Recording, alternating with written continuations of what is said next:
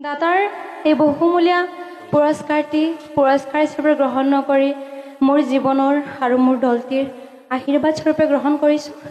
মোৰ নাম শ্ৰী নিশামণি হালৈ, গাঁও নিজাৰ গাঁও, ডাকঘৰ নাওকাটা, জিলা তামোলপুৰ। আৰু পোনপ্ৰথমে ক'বলৈ হ'লে মই নাম গোৱাৰ যোগ্য একেবাৰে হোৱা নাই, মই নতুনকৈ শিকিহে আছোঁ। আৰু আজি আপোনাসৱৰ এই মহান অনুষ্ঠানটিত আমাক যোগাযোগ কৰি অনাৰ বাবে মোৰ দলটিৰ আৰু মোৰ ফালৰ পৰা পোনপ্ৰথমে সমূহ ৰাইজক বহুত বহুত ধন্যবাদ জ্ঞাপন কৰিছোঁ।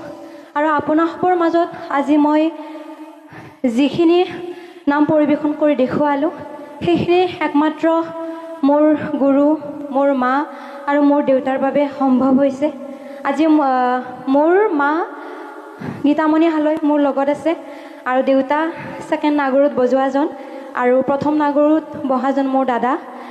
আৰু এইখিনি মোক মা আৰু দেউতাই উৎসাহ দিয়াৰ বাবে আপোনাসৱৰ মাজত এইখিনি কৰি দেখুৱাব পাৰিছোঁ। আৰু মাৰ আজি 10 বছৰে হ'ল নাম গোৱা।